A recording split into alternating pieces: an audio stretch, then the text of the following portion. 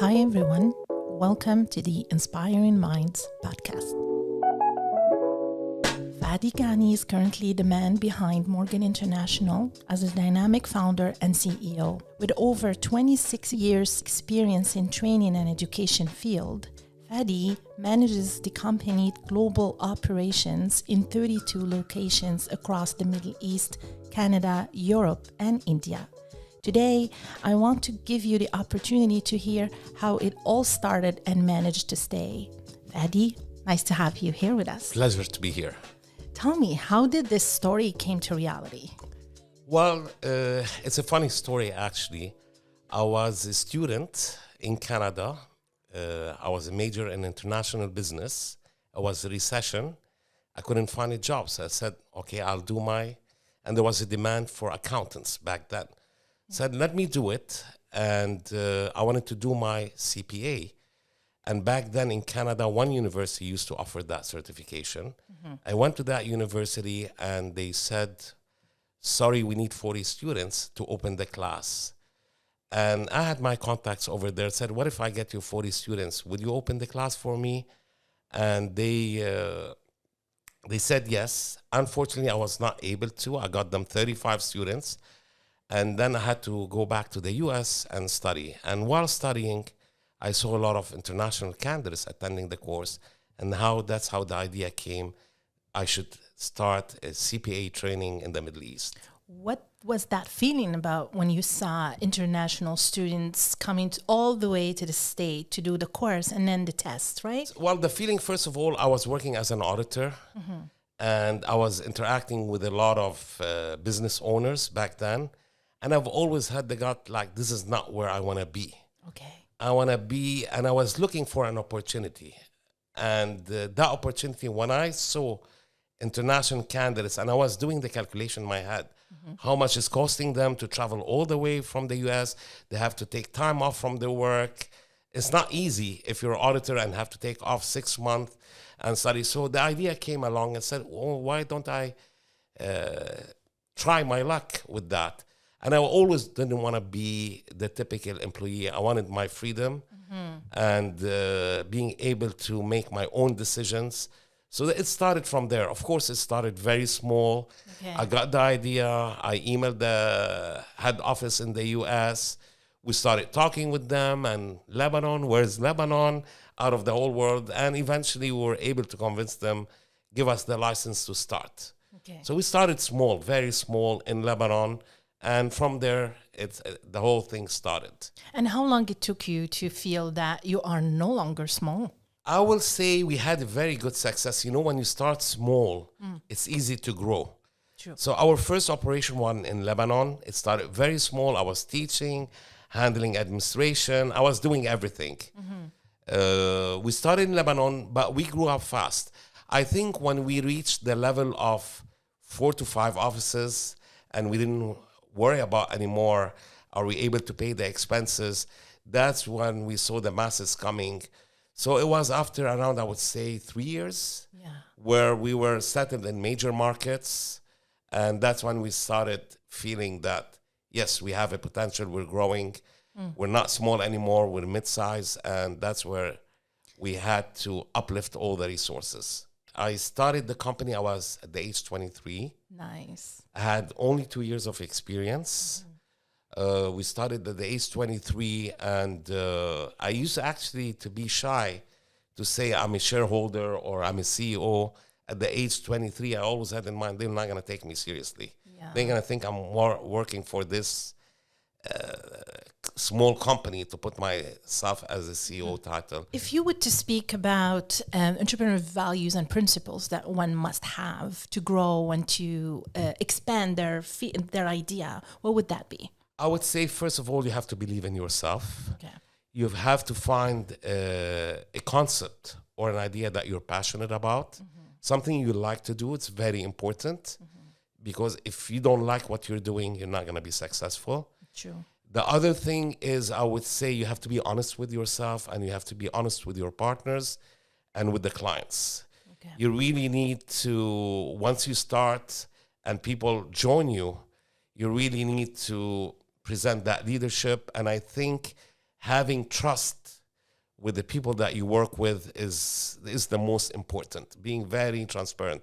And I think if I look at my success or the company's success is that we try to put that value from the start, where everything is transparent, open communication with clients, with suppliers. We even, sometimes when I'm dealing with suppliers, I shouldn't be saying certain things. It works against me, but I feel that when you tell them that, they appreciate this.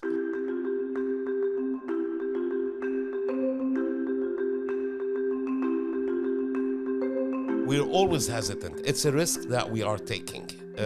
And better to do it young than when they're in a later stage in their life where they're married with children and a lot of responsibilities. When you take that jump, and if things do not work, you can rectify that. You're young, you don't have a lot of responsibilities. If they don't do it and they always have it in their back. What is the cost? What is the cost of not doing and following your intuition and that passion, right? They're gonna always regret it. Yeah. It's not only material, it's the idea that they could have been successful. I always say, take the jump, do it, but think about it. Like, just don't go blindly. Just do a bit of homework about it. Yeah. How much time you're gonna give yourself. You don't wanna be spending 10 years trying to make it or not. Yeah. Say, give yourself a year, try it, see if it works, talk to your friends, talk to colleagues, have a mentor trying to advise you, and take the jump. When you take the jump and you do your calculation, it's not as risky as people think it is. And even if it fails, it's a learning curve. You will have the mindset of an entrepreneur, and which, if you want to go back to unemployment, people will, the employer will value that entrepreneurship skills that you have, because it shows some kind of a character. It does. And would you agree with me? I don't believe in failure. And the only failure is if you stay at your spot. You didn't move, you didn't try, you didn't do nothing, because you didn't grow as a person. Even if you start and you have done everything that you could have done based on the circumstances or the tools you have at that time, you are moving from point A to point B to point C, and maybe you're not reaching. Let's say someone who didn't continue to reach, they're not the same person when they started, right? They're not. Definitely. There is growth. So that's itself is a win. Right? It's a win. Yeah. It gives you different perspective on things. You will think like an entrepreneur. When you are employed, the way you think, you will be able to understand and relate to your employer.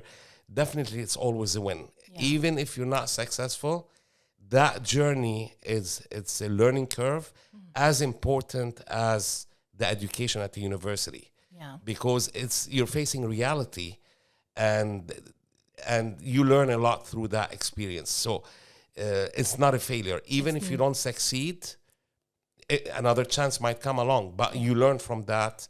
And whatever you do in life, that's what you learn, you're going to apply it. Exactly. Be it on the personal or the professional side. Speaking of academia and courses, what would be your advice in terms of what courses an entrepreneur should consider taking to help him intellectually or her? I think what's important in the education, which is changing fast now in today's world, because the employers, the skills requirement for the future is different than on my days. Yeah. My advice is for students to be eager about the topics they choose. Don't just take the mark because I have to take this. Go after your passion. And try to make use not only from the technical side when you're attending class, have that conversation, learn from it, and most importantly, it's a journey. So it's not like you've taken a course or you graduated and it stops. It's not mechanical. It's not mechanical. It's a lifelong learning. Statistics have shown lately 3 years with a university degree, if you don't continue to evolve, you're obsolete. Yeah. So really have an open mind, always open for communication and getting feedback and learning. You can do it on your own. It's not. You shouldn't be waiting on the professor or the instructor to feed you with that information. You can do it on your own and complement that by doing your own. I mean, Take now ownership. And the internet now is open. Absolutely. I mean, you can learn any topic you want. You have access to any topic. So being eager to learn is very important and evolve. Yeah. Now that you have moved big and you established this company and you are providing many, many training to many professionals out there, I want to ask you, if you were to speak to your 23 years old, that Fadi who started, what would you tell him?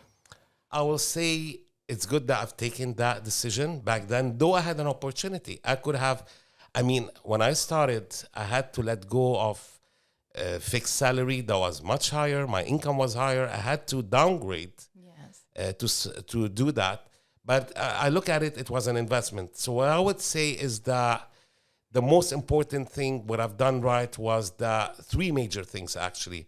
One is I followed my passion. Mm-hmm. Second, I treated everybody who I work with full transparency.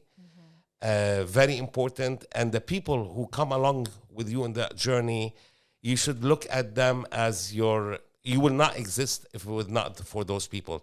So you have to show appreciation to the people who made you who you are and are with you. This is very important.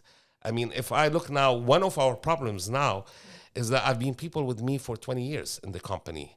And sometimes you think, okay, they're 20 years, maybe we need a new blood, a new thinking, new things. But then you say those people made you, and you just push them and you try to help them to learn more, look at things differently, and they're considered family. So we're so transparent in our dealings that people feel safe and they feel loyal towards us. So the major thing is, I think, is being very transparent in the dealings. That's what I've done a good job in that. And follow your passion and think big. You always have to dream. If you don't dream and you just want to follow, okay, I got employed, even if you're employed, it's not something bad, but you have to think big. You have to be courageous to give ideas, suggest things. It's always that what makes you different.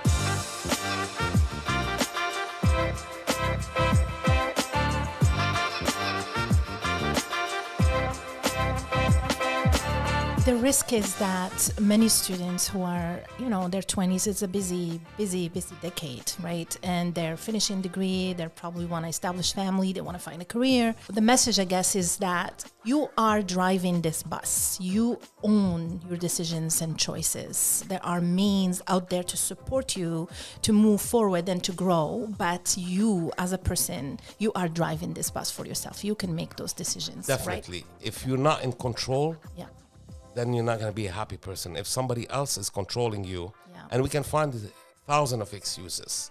Absolutely. Why I'm not doing this. I can find thousands of excuses.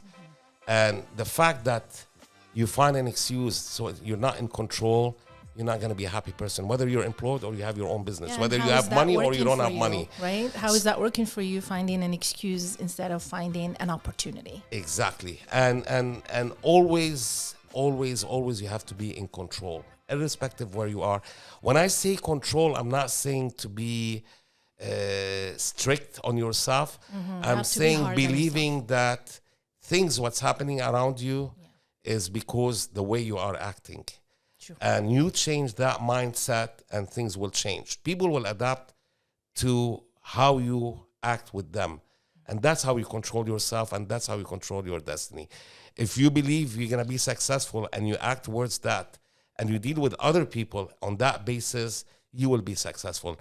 So control of your emotions, control of your mindset, how you think, is very, very important. Yes. It is the basis. They are holding the pen and they're writing those chapters for themselves. Definitely. Yes. And your candidates, for example, in Dubai, they have a great opportunity. We didn't have it. It's a melting pot. So the opportunities here, dealing with multicultural, and I was hearing that you have 189 different nationalities. So rich. That's by itself is a big opportunity where they are interacting with different cultures, different ideas come along, different thoughts. And most of the people who are successful, they've taken the jump, they've believed in their idea, and they've taken control of that. So my advice is that make use of the environment where you are, believe in yourself, take the steps, and don't regret it. And stay open to learning and growing. Definitely. And if you fail, what's the big deal? You restart. Exactly. Thank you, Fadi. Thank you for being with us. I think I have one more question. I want to know, what is your vision now, the next 5 years, 10 years for Morgan? Where are you heading? Okay. So now we're present in many places around the world. My really honest vision is that I don't want to go public, that's for sure. It's not something we drive for. I don't want to be under a large corporates. I want to maintain that culture. My vision now is I need to work with my team members for the next 2 years to grow the portfolio of our business and really turn them into partners. At this point, I think so I'm thinking about succession plan and people to have a stake in the company so it feels that it's their own company. That's really something I want to accomplish in the next year. Yeah. Sense of belonging and ownership. Yes. So really, it's not about controlling and I think by having more people with more ownership within the organization, I think we can expand and grow much faster. Since we started, we have more than 150,000 alumni in the region here. So we have a huge alumni community, which we didn't do a good job in maintaining that relationship. That's a project I'm working on. And what's more interesting is those people they look at us as a family. We did an impact in their life, and they're willing to support us in whatever we do. And that's something as well, a project that we need to work on. Thank you so much. I wish you all the best and all the success out there. Thank you for being with us today. It's a pleasure, and thank you very much.